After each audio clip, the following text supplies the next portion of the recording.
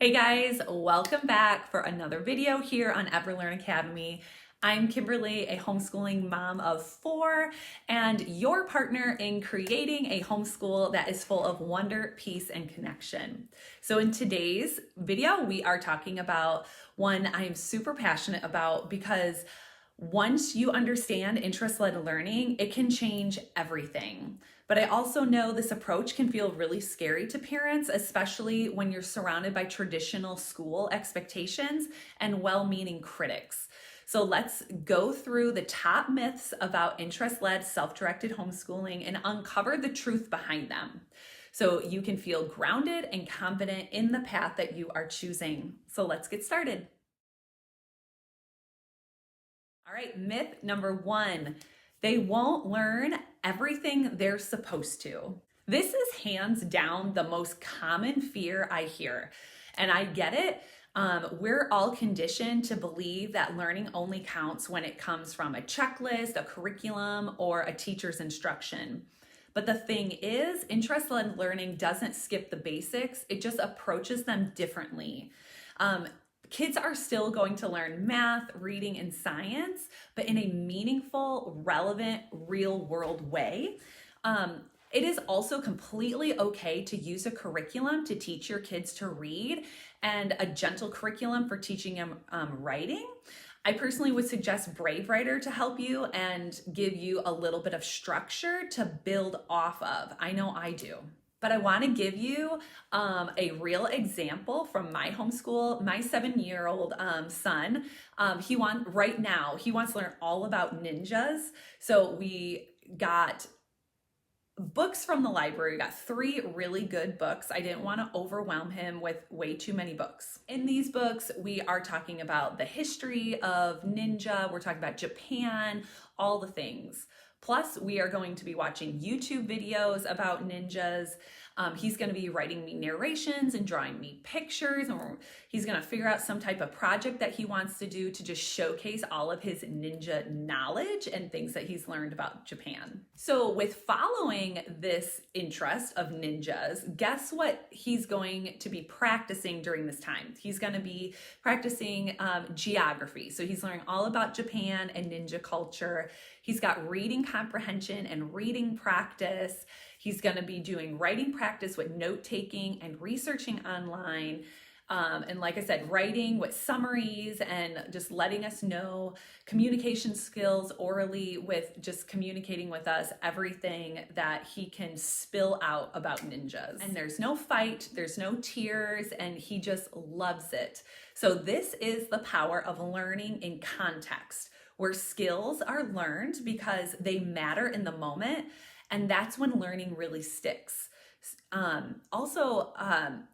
It is a fact that self-determination theory shows that students who are internally motivated, meaning that they can choose what they want to learn, they engage more deeply, they remember more, and they just develop a stronger sense of competence and confidence. Next up, we have myth number 2, and that is, my kid isn't interested in anything.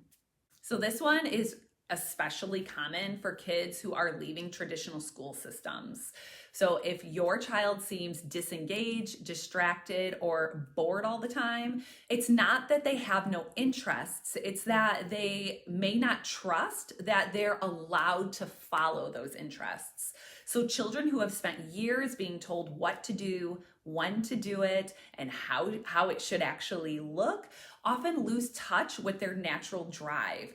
And that's not laziness, that's conditioning. Also, on the flip side, as parents, we tend to shut down kids we tend to shut kids down when they share their interests with us if we think that they are silly or weird, and we can unintentionally discourage them from exploring them further. So here's what I recommend. I want you to watch what your child is doing during their free time.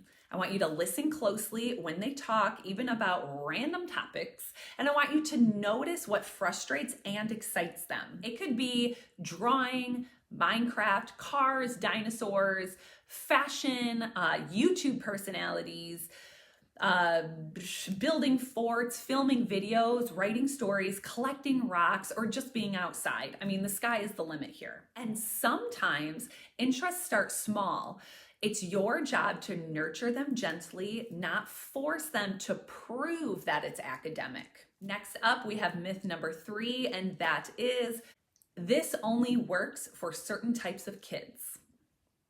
So a lot of parents worry about that interest-led learning is only for ultra creative, entrepreneurial kids or for families with unlimited time and resources. But the truth is this approach is for every child because it adapts to who they are.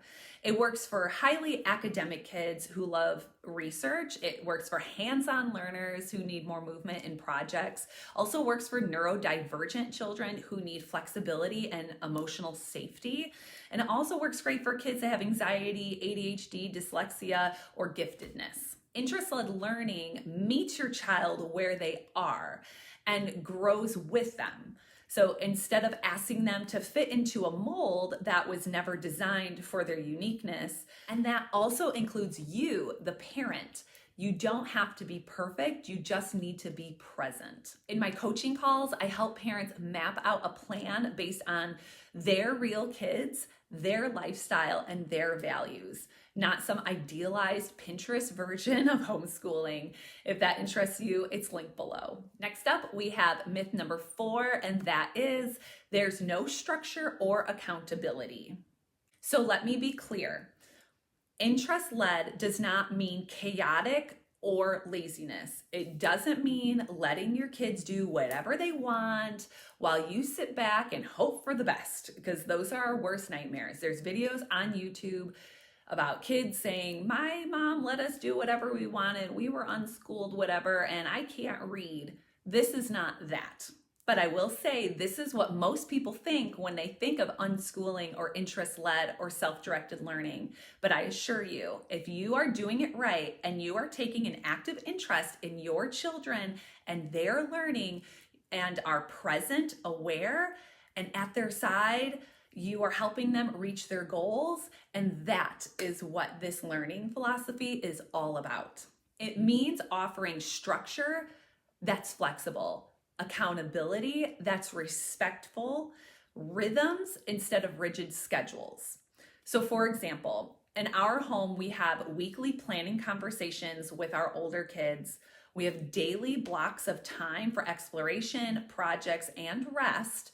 And we also have tools like journals, learning portfolios, and progression boards. You can have structure with this learning style. It just grows from the child's goals, not from a top-down assignment list. I do have free homeschooling planning sheets that you can print out, templates, rhythm samples, and planning tools that help you feel organized. You can get them for free on my website, and that's linked below. Now we have myth number 5, and that is you're not preparing them for the real world. So this myth is one that makes me smile, but also inwardly cringe, because it's actually the complete opposite. So in the real world, we don't all learn the same things at the same time. We follow our interests, we solve problems, we adapt, and we grow. I've learned more on my own as an adult, following my interests and actually using that information because it's relevant to me right now more than I ever did when I was in public school. So interest-led learners are constantly practicing independent thinking, resourcefulness, self-management, creativity, collaboration, and confidence to ask questions, explore, and to try again. And those are real-world skills, and we're building them with our kids from day one. So no, we're not just playing all day. We're preparing the whole person. We are preparing kids who know who they are and how they learn and what lights them up. All right, so to wrap this up, you guys, I hope this video cleared up some of the confusion around interest-led homeschooling. If you've ever felt unsure or nervous, because of these myths. That's okay. You're definitely not alone. This path requires courage, but it also brings incredible freedom, and I'm here to walk you through it. If you're ready to start this homeschooling journey with more support, I invite you to check out my course, Home Education Made Simple. It's designed to help you build a personalized, peaceful homeschool rooted in your values and your child's unique spark. And if you're craving a sounding board or personal guidance, I offer one-on-one coaching as well, whether it's clarity, planning, or just encouragement. Sometimes a single conversation can be a huge turning point. So you can find all of this linked below. And if this helped you today, would you do me a favor and just hit that thumbs up button? And if you haven't already subscribed, please do so you know when new videos are coming out.